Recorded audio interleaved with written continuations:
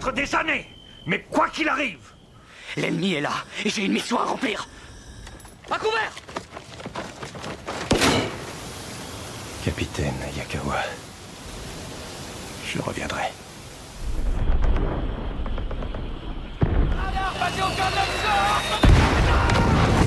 Halo sobat semuanya dimanapun kalian berada. Saya doakan semoga kalian tetap sehat dan sukses selalu.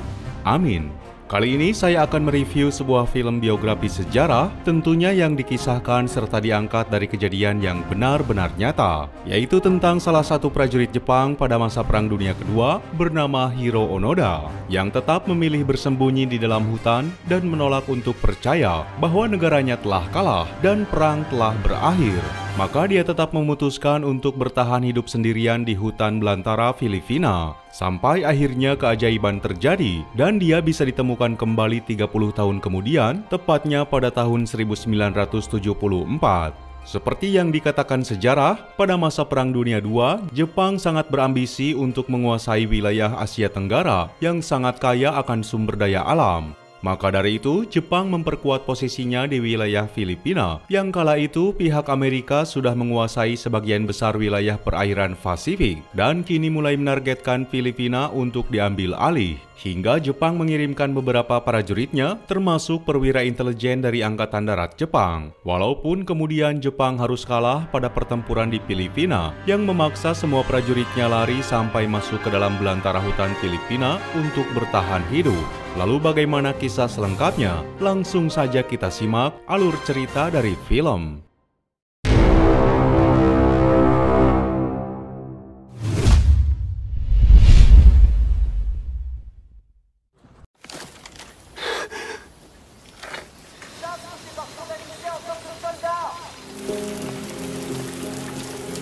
à présent, on voit clairement la surface de la Lune. Film ini dibuka pada latar waktu tahun 1944 di wilayah Wayakama, Jepang. Terlihat seorang pemuda belasan tahun yang bernama Hiro Onoda sedang berbicara dengan salah satu perwira militer Kekaisaran Jepang yang bernama Mayor Taniguchi Yoshimi. Yang kala itu mereka membicarakan penyakit vertigo atau sakit kepala parah yang sering dideritanya. Allez, tu ne connais pas l'annexe de l'école de Nakano à Futamata. Contre la peur et mon vertige. Pada waktu itu, Onoda terlihat sangat berambisi untuk menjadi perwira militer Kekaisaran Jepang dari Sekolah Penerbangan Angkatan Udara Jepang, yang ternyata dia telah gagal dalam memenuhi persyaratannya. Hingga atas kegagalan itu, dia pun harus menelan kenyataan pahit dalam hidupnya. Namun meskipun begitu, usaha Onoda untuk bergabung ke dalam pasukan militer Kekaisaran Jepang masih tetap menjadi cita-citanya. Hingga beberapa waktu kemudian, dia berhasil diterima menjadi prajurit Angkatan Darat Jepang dengan berpangkat letnan. C'est une gloire sans gloire. Ne saura qu'en réalité, vous vous battez avec honneur. Atas keberhasilannya itu, sebagai orang tua yang masih menjunjung tinggi jiwa samurai serta bushido, ayah Onoda kemudian menghadiahkan sebilah belati kepadanya supaya dia gunakan sebagai simbol pelindung leluhur, serta bisa juga dia gunakan dalam keadaan terdesak andaikan Onoda ditangkap oleh pasukan musuh, yang mengisyaratkan bahwa jika semua itu terjadi, maka daripada harus ditangkap oleh pihak musuh, lebih baik Onoda memilih mengakhiri hidupnya sebagai tanda kesetiaan pada Kaisar Jepang.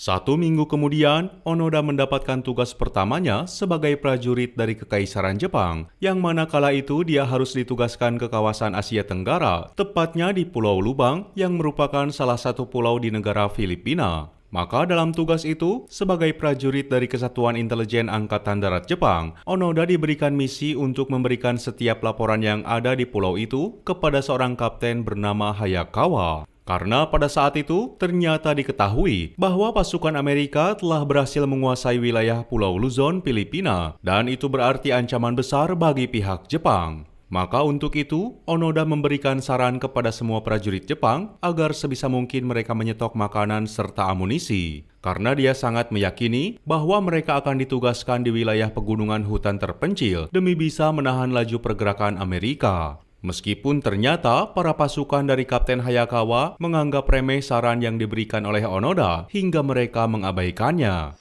L'aérodrome doit être détruit et cela au plus vite, rapidement. Leur attaque sera massive. Nous ne pourrons pas suivre vos recommandations. Atas kepribadian serta etos kerja yang dimilikinya, Onoda sangat menunjukkan totalitasnya dalam mengemban misi penting ini sebagai intelijen Angkatan Darat Jepang. Dia sangat berusaha agar pasukan dari Kapten Hayakawa berhasil dalam misi ini. Dan jikapun harus berperang, maka mereka harus melakukan taktik secara gerilya agar bisa meminimalisir resiko. Namun lagi-lagi, pasukan tersebut tak menghiraukan semua masukan yang diberikan oleh Onoda. Ce sont des ordres, pas des recommandations. Ce n'est pas... Messieurs, je vous remercie. Melihat situasi yang dirasa semakin tak kondusif, Onoda mulai melakukan inisiatif untuk berusaha membawa logistik makanan dan amunisi ke wilayah pegunungan meski itu dilakukan seorang diri. Walaupun dia merasa bahwa semua yang dilakukannya itu terasa sia-sia. Bien. Buvez et on repart.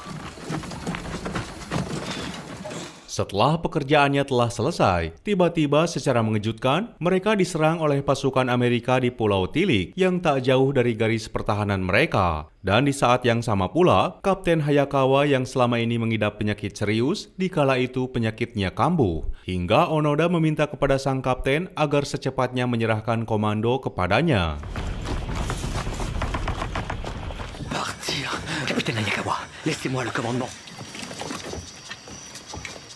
Meskipun pada akhirnya, Kapten Hayakawa ternyata harus gugur di tempat itu setelah meriam-meriam dari kapal-kapal perang Amerika membombardir kawasan tersebut. Maka dengan insting serta inisiatifnya, Onoda mulai memberikan komando terhadap pasukan yang tersisa untuk menyisir kawasan hutan lebih dalam lagi, karena mereka akan memutuskan mundur ke pedalaman hutan agar terhindar dari serangan pasukan Amerika.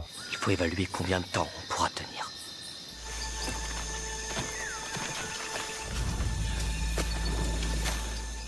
Setelah beberapa kilometer berjalan menyusuri rimbunnya hutan, Onoda tak sengaja berpapasan dengan salah satu perwira Jepang yang berada di bawah komando Letnan Suehiro. Di sana dia segera memberitahukan agar secepatnya mundur lebih jauh ke pedalaman hutan, karena ternyata pasukan Amerika telah berhasil memasuki Pulau Tilik dan akan mengepung pulau tersebut.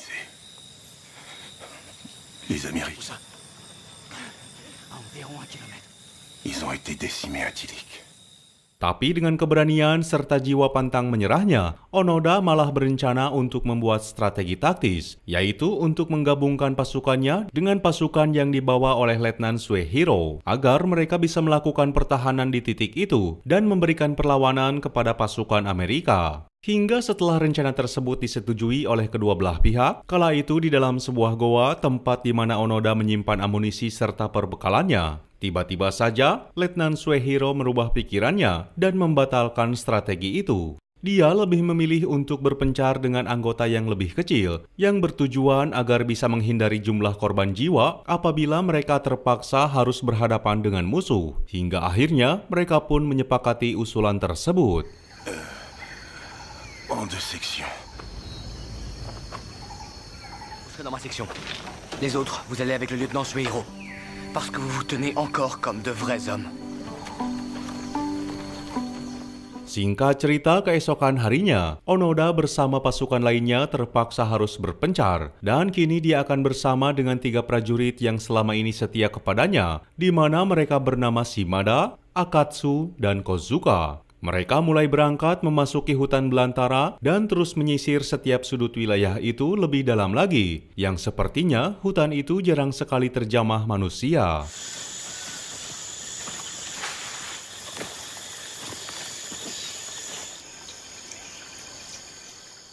Setelah beberapa kilometer melakukan penyisiran, akhirnya mereka mulai menemui warga lokal Filipina yang seketika mereka memberitahukan bahwa peperangan antara pihak Jepang dengan pihak Amerika telah usai. Meskipun di saat yang sama pula, ternyata dari kejauhan pasukan Onoda telah diawasi oleh pasukan pejuang Filipina yang kemudian terjadi kontak senjata di tempat itu.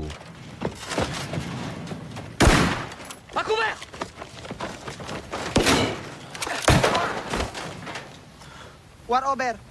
Si vous faites le moindre geste, Setelah beberapa menit melakukan pertempuran, akhirnya semua pasukan Onoda bisa selamat dari insiden tersebut. Kala itu, sebagian pasukan Onoda mulai berpikir tentang kebenaran informasi warga tersebut yang mengatakan bahwa peperangan telah usai. Tapi di saat yang sama, dengan tegas Onoda menjelaskan kepada rekannya supaya mereka tak terpengaruh oleh informasi apapun, karena saat ini mereka benar-benar sedang dalam keadaan perang. Hal itu dia katakan karena memang Onoda merupakan jebolan dari sekolah militer intelijen Jepang yang banyak mengetahui taktik tipuan tersebut. Bahkan dia juga telah diajarkan tentang doktrin mental pantang menyerah Jepang yang didapat dari atasannya yang bernama Mayor Taniguchi Yoshimi. La seule gratification de la guerre secrète.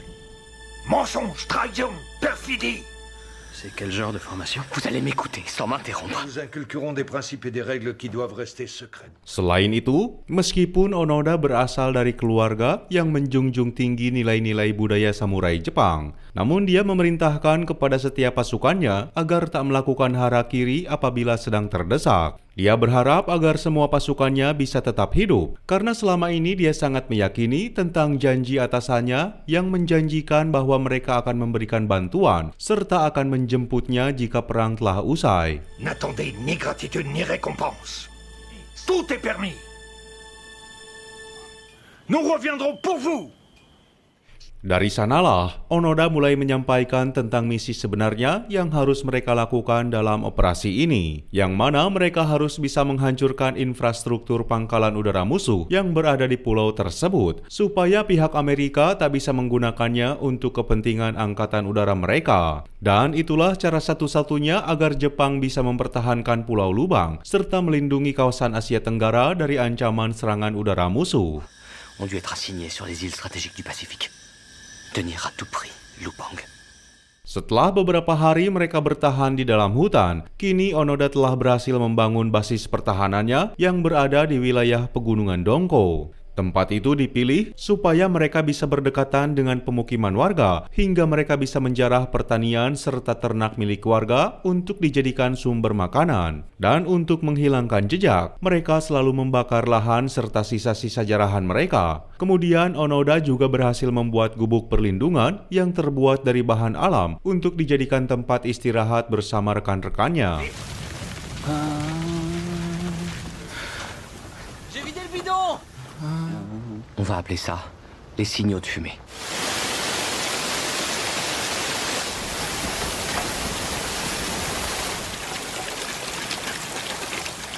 Tak terasa, minggu demi minggu mereka lalui di tempat itu. Dan saat itu, waktu telah menunjukkan tanggal 2 September tahun 1949. Itu berarti sudah lewat 4 tahun setelah peperangan selesai pada tahun 1945 dengan hasil kemenangan untuk pihak sekutu. Kala itu, Onoda bersama pasukannya masih tetap bertahan di hutan Filipina tanpa pernah mengetahui bahwa sebetulnya perang telah usai. Setiap hari mereka hanya melakukan aktivitas dengan mencuri hewan-hewan ternak milik warga karena tak pernah ada satupun tanda-tanda keberadaan pasukan Amerika di wilayah itu. La saison des pluies est finie. On détruit et on nettoie. Pas parce que tu fais qu'une couture simple. Le fil. Namun pada suatu hari, saat mereka melakukan penjarahan seperti biasanya, tiba-tiba kala itu mereka diserang oleh warga pribumi yang hanya menggunakan senjata sederhana. Hingga dari kejadian itu, satu orang rekan Onoda yang bernama Shimada harus gugur di tempat itu. Meskipun pada akhirnya, pasukan Onoda berhasil memenangkan pertempuran dengan warga, hingga mereka menjadikan para warga yang masih hidup untuk dijadikan tawanan. Walaupun kala itu Akatsu tak mampu meredam perasaan dendam atas kematian rekannya, hingga dia pun melumpuhkan semua warga dengan cara yang sangat mengenaskan. Tue-le! T'es excusé parce que tu es jeune, mais c'est fini la tolérance! Atas situasi yang semakin menjemukan dan ketiadaan informasi dari komando pusat, pada akhirnya satu persatu pasukan Jepang yang masih bertahan di pulau itu memilih untuk keluar dari hutan dan menyerah dengan cap sebagai pengkhianat kekaisaran. Namun Kozuka yang memiliki prinsip sama dengan Onoda memilih untuk tetap bertahan bersamanya, hingga mereka pun tetap bersikeras untuk bertahan di hutan tersebut sampai mereka mendengar perintah dari atasannya.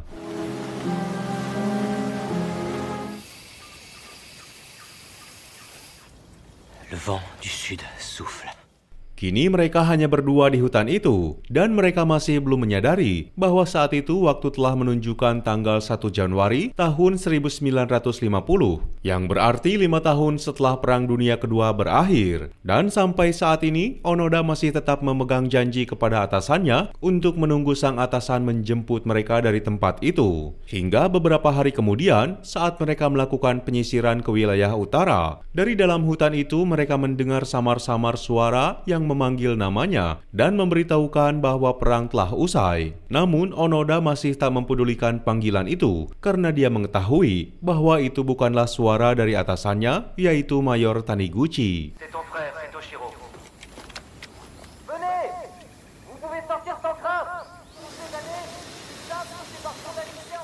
Kegiatan pencarian yang dilakukan beberapa hari belakangan itu mungkin dilakukan setelah orang-orang di luar sana mengetahui informasi dari tentara-tentara Jepang yang keluar dari hutan dan menyerah, bahwa sebetulnya di dalam hutan masih ada pasukan Jepang yang masih bertahan. Atas suara panggilan-panggilan itu, tentu saja mereka mempunyai rasa penasaran dengan apa yang sebetulnya terjadi. Maka pada malam harinya, mereka pun mencoba mendekati sumber suara yang seringkali memanggil mereka di siang hari. Dan di sana mereka menemukan foto serta kertas-kertas berisi surat kabar tentang berita kekalahan Jepang dalam perang ini. Meskipun tetap saja mereka tak pernah mempercayai semua itu, hingga mereka meyakini bahwa semua ini adalah tipu muslihat yang dilakukan oleh pihak musuh supaya mereka bisa ditangkap dan dijadikan tawanan perang.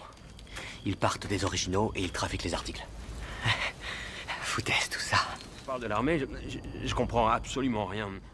Singkat cerita, kini mereka telah melewati masa selama 19 tahun untuk tetap bertahan di dalam hutan tersebut, di mana kala itu Onoda serta Kozuka mulai terlihat sudah menua dengan badan yang semakin mengering akibat kekurangan gizi. Namun sampai saat ini mereka berdua masih menaruh harapan besar kepada atasannya yang akan menepati janjinya guna menjemput mereka serta memberikan perintah resmi untuk melepaskan tugas mereka dari misi operasi ini.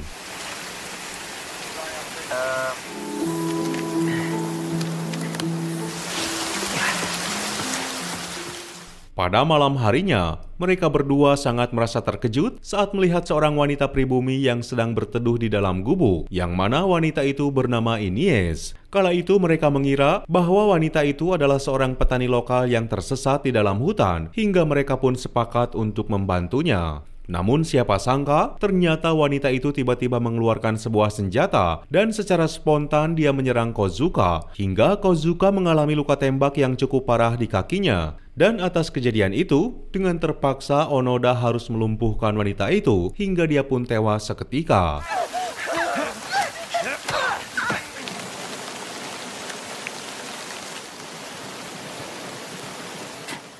Setelah peristiwa malam itu berakhir, keesokan harinya mereka melakukan aktivitas seperti biasa untuk mencuci baju mereka di tepian sungai. Namun pada waktu itu mereka tak menyadari bahwa memang selama ini mereka menjadi target buruan para warga pribumi yang menganggap Onoda serta Kozuka merupakan musuh warga yang sering mencuri ternak mereka. Hingga seketika mereka diserang oleh para warga dan menyebabkan Kozuka gugur di tempat itu.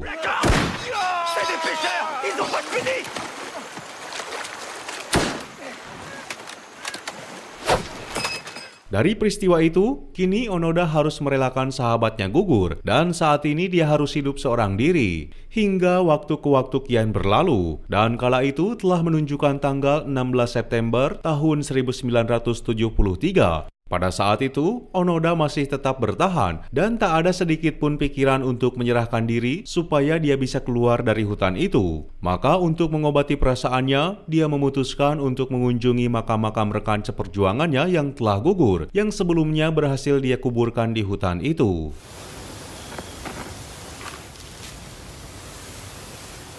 Vous entretenez le souvenir. Je reviendrai.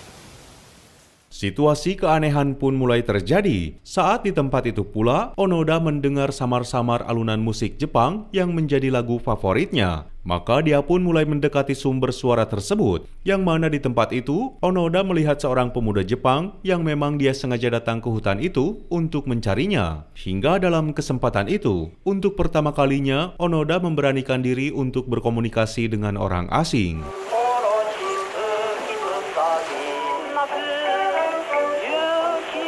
Onoda-san, qu'est-ce que vous comptez faire? Quelque chose de long et difficile.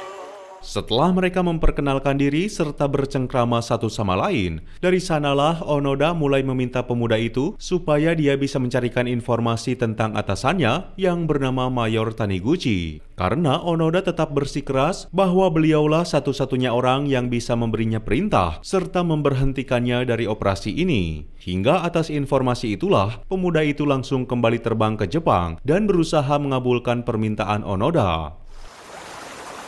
Alors attends 2 semaines. La berge, Kozuka.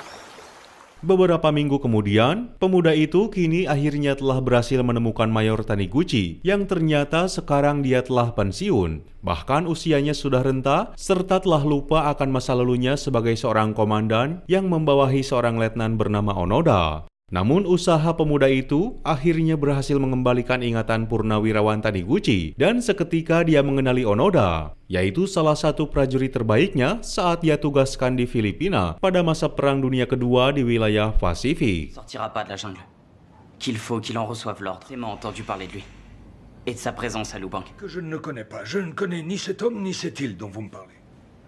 Il a donné un nom à tous les lieux. Maka tanpa membuang waktunya, Mayor Taniguchi langsung berangkat ke Filipina guna menepati janjinya untuk menemui Onoda di tempat yang dahulu telah mereka sepakati. Hingga keesokan harinya, dengan pengawalan ketat dari militer setempat serta izin dari pemerintahan Filipina, semua pihak mulai kembali memanggil Onoda untuk segera menyudahi tugasnya karena sebetulnya peperangan telah berakhir selama 30 tahun yang lalu. Maka semua orang di sana seketika terkejut dan merasakan simpati yang sangat mendalam saat untuk pertama kalinya mereka melihat Onoda mulai keluar dari hutan itu dengan menggunakan seragam Angkatan Darat Jepang yang telah lusuh untuk menemui atasannya serta menepati janjinya.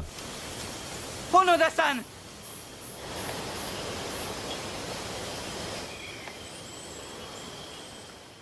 Dari sana, dengan perasaan sedih serta haru, Mayor Taniguchi mulai membacakan surat perintah resmi dari militer Kekaisaran Jepang dengan mengatasnamakan pimpinan markas besar Yamashita Tomoyuki untuk memberhentikan Onoda dari tugasnya sebagai intelijen Angkatan Darat Jepang ke-14 yang tercatat surat itu dibuat pada jam 7 malam tanggal 19 September tahun 1945 dengan menyatakan bahwa pihak Jepang telah menyerah tanpa syarat kepada sekutu. Maintenant, vous allez vous reposer. Que notre empire accepte les termes de leur vie. Nous avons décidé de régler. Maka atas kejadian itu, singkat cerita beberapa bulan kemudian, kini Onoda telah pulang ke tanah kelahirannya di Jepang. Dan kini dia kembali menjadi warga sipil biasa, serta telah benar-benar melepaskan bayangannya selama berpuluh-puluh tahun dari tugasnya sebagai pasukan Angkatan Darat. Kala itu, semua warga silih berganti berdatangan untuk menemui serta memberikan penghormatan kepada Onoda sebagai prajurit Jepang terakhir dari masa Perang Dunia Kedua di wilayah Pasifik yang telah membuktikan kesetiaannya kepada kekaisaran. Hingga dengan ini pula, film ini pun akhirnya tamat. Sekian yang bisa kami persembahkan dalam alur film kali ini. Semoga bisa menghibur sobat semuanya. Mohon maaf jika masih banyak kekurangan. Sampai jumpa lagi di kisah berikutnya.